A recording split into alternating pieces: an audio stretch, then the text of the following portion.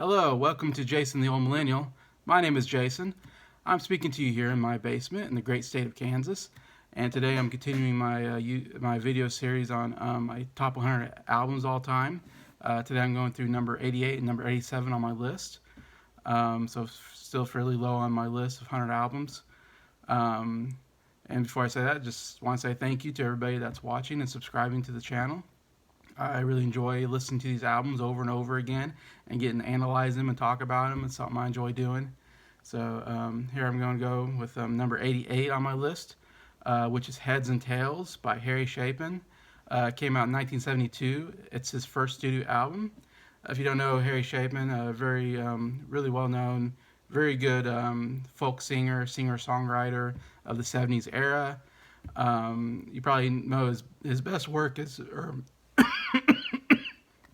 excuse me, his most well-known work is "Cats in the Cradle," which isn't on this album, but it's probably his most famous tune.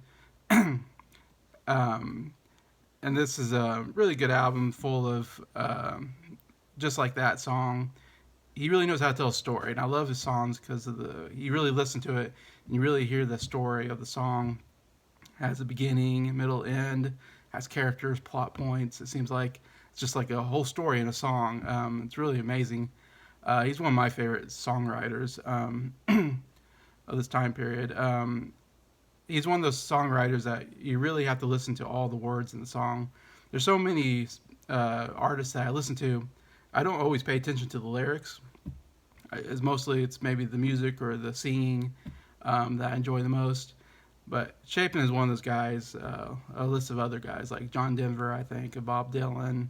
I even say Paul McCartney in there, Paul Simon, Neil Young, guys that you just love listening to the lyrics, and very good songwriters. James Taylor, Don McLean knows how to do that too.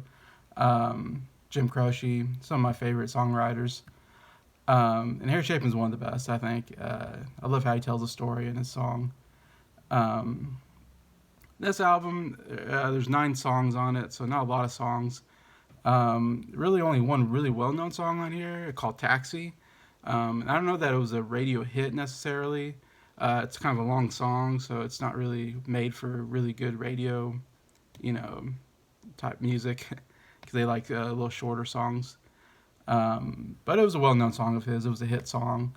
It wasn't a song I was aware of until, because I knew him from, like I said, Cats in the Cradle is such a great song. And my dad said, "Oh, you gotta listen to Taxi." And this was when I was a teenager, and I was like, "Huh, Taxi? Never heard that song." It was a song I never heard on the radio, and I listened to a lot of '60s and '70s music growing up, so I was like, "Huh, I never heard that song." But my dad said it was such a good song that I, listened to it, and it's one of my favorite songs of all time. And I guess I'll get to that in my top 3. I'm already talking about it, but yeah, it's such a great song. It really makes this album. All the songs are pretty solid, good songwriting.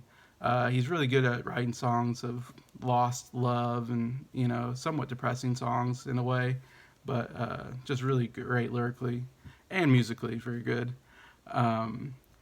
It charted number 60 in the U.S. charts and number 57 in the Canadian chart, so not a real big chart topper, but still top 100, charting. Certified U.S. Gold, Canadian Platinum. Had one single, like I said, coming off of this album, Taxi. It reached number 24 in the U.S., so I'm surprised it didn't be a number 1. It should be a number 1 hit. I mean, it's such a good song. Yeah, so kind of going into, mostly I'll probably be talking about Taxi because that's such a great song on this album. All the songs are pretty solid. Folk songs, singer-songwriter songs, and Chapin's really good. I mean, voice-wise, he usually plays acoustic guitar, but they also add orchestra instruments and piano in some of the songs. And he's really good at playing with tempo. He changes tempo throughout some of his songs that are really well done and really make them, unique.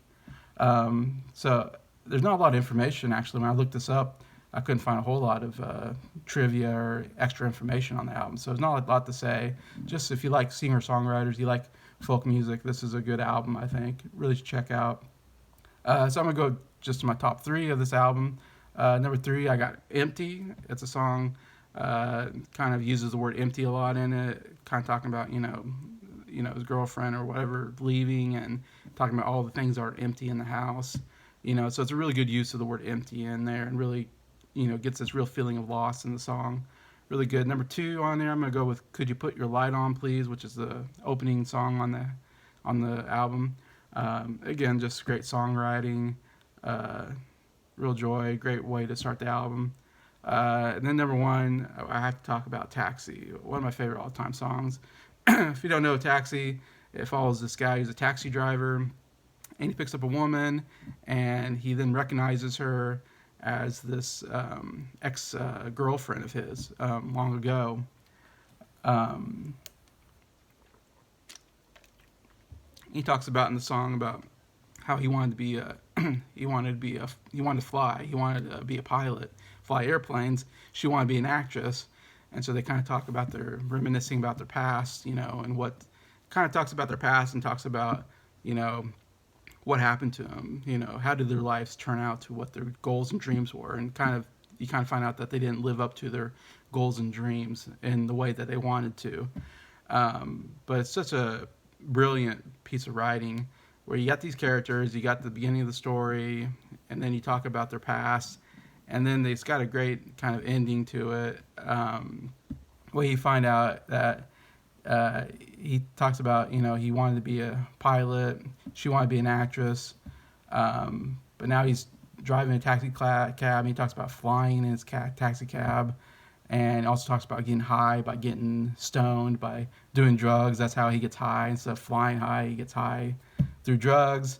And then she's not an actress, but she's kind of unhappily married to a rich man, basically, and that she acts happy. So she is an actress, not a professional paid actress, but someone who acts happy all the time, even though they're not. So that's such a great, description of her life as an actress. Anyway, so just love how that story unfolds in that song. And so beautiful. It has the way it begins with the acoustic guitar, has some orchestra music comes in, even goes into this part where there's like kind of an operatic female singer singing this like operatic point of the song, which comes out of nowhere, but it's nice, it's beautiful. And there's some times when the music gets faster and it slows down. Just brilliant all around. It's a pretty long song to tell the whole story, but it's such a you have to listen to it. It's one of the greatest songs, best written songs I've ever heard. Anyway, so that's Harry Chapin's Heads and Tails, number 88 on my list. So I'll go to my 87 favorite album, which is Everybody Knows This Is Nowhere by Neil Young with Crazy Horse. This came out in 1969. It's Neil Young's second studio album. Neil Young, I already talked about a little bit. He started out with Buffalo Springfield in like around 66 maybe. And I talked about one of the albums already actually on a previous video, Buffalo Springfield, again, their second album, and talked about Neil Young on there. And he did two albums with Buffalo Springfield basically and then quit. And kind of started his solo career. He did one album before this, I think it was called Neil Young. Wasn't a successful album, didn't have any hits on it, wasn't nothing special. So this, the second studio album, is really the first big album that he made. I think the first big studio album that had a lot of hit songs on it and was a really hit album. Did really well. And also he joins Crosby, Stills and Nash around this time, and they do Woodstock together, and then they do an album after this called Deja Vu, which is a big album. Crosby, Stills, Nash and Young. And after that, of course, he has an incredible solo career. And this is kind of the beginning to me of his great solo career, is this album. And what I love about Neil Young, talking about him in general, not only is he a great songwriter, I love his singing. A lot of people criticize his voice. He has a very unique, high-pitched voice. No one sounds like him. You'll never hear a song and you go, I wonder who's singing that. You always know it's Neil Young. He just has that voice. I really like it. I think it's a beautiful voice. And he can sing both rock music and folk music and pop music. I mean, he's one of the most talented musicians I think that was out there as far as being able to write the songs. Great guitar player, amazing electric guitar player, amazing acoustic guitar player. Can write great rock songs, can write great folk songs. I mean, he does it all. This album is more of a rock album, I would say, compared to some of his albums, more folk style, folk rock. This is more just rock. I think this is a really good late '60s rock album. Um, Looking at it, I kind of was somewhat familiar with some of the songs on here before I listened to this album. Not super familiar, but as I've listened to it, I've heard the songs. Let's say three kind of big songs come out of this that are really well known: "Cinnamon Girl," "Down by the River," and "Cowgirl in the Sand." All three songs that he plays pretty regularly in his touring. And if you look up YouTube, you can find a lot of videos of him playing these songs in concert. Um, they're like listening to these songs, I mean, they are definitely really great rock songs. Down by the River is like 9 minutes long. Cowgirl in the Sand is 10 minutes long. They're really long songs. Not really ready for a radio. I think maybe he had to edit it down. I don't know if they ever came on the radio, but he definitely had to edit down way, way down. Both Down by the River, I'll talk about Down by the River, Cowgirl in the Sand, super long songs, really great. When he's singing, it's great. I think, and the guitar soloing is great too. He has so many guitar solos, long guitar solos in these songs. The songs are a little too long, I think. Um, like I said, I would cut them down to 5 minutes, and they'd be really, really amazing songs. But there's like 5 minutes of like just him doing a guitar solo, which some guitar solo is great, but you can almost do too much. So I think there's maybe too much guitar soloing in those songs, even though they're really good and he's really good at it. Um, but when he's singing the chorus, like "Down by the River" has such a great chorus, such a really catchy chorus, and uh, real fun to listen to. Overall melodies are really good too. Same thing with "Cowgirl in the Sand." Love the melodies in that song. Really excellent. I just wish they were a little shorter. If they were shorter, I'd probably put this album much higher on my list, in fact, because it's really solid throughout. Overall, it reached number 34 on the US charts, number 32 on the Canadian charts. So, did okay, did decent. Top 50 album. Certified US Platinum. Like I said, it said "Down by the River" was a single that came off this album, but I can't imagine they could play that on the radio, and I couldn't find that it charted, so I don't know, it didn't chart or anything. The other single coming off this album, "Cinnamon Girl," which is much more radio friendly. It's only like 3 minutes long. It reached number 55 on the U.S. singles chart. So okay, not huge hits, but I mean very solid hits that very recommendable. Great guitar riffs, great guitar solos. Most interesting thing I found out about this album, researching it, is "Down by the River," "Cinnamon Girl," "Cowgirl in the Sand." Like I said, three most well-known songs were all written in one day when he had a 103-degree temperature. So he was a little delirious, yet he was able to come out with these three, kind of big songs of his. It's pretty amazing. It's been a long time since I've had a 100-degree temperature. I can't remember the last time I've had a fever, but I can think if I had a 100-degree temperature, all you want to do is lay down and put a cold rag on your head and drink water and take Tylenol and hope the fever goes down. I couldn't write a hit song while I was delirious. So that's just interesting. I don't know if that helped him write the songs, but it's kind of interesting tidbit. It also reached number 407 on the Rolling Stones 500 Greatest Albums of 2020. No surprise there. It definitely belongs on there. I think anybody belongs on anybody's list of top 100s and whatnot. I think excellent album if you like Neil Young.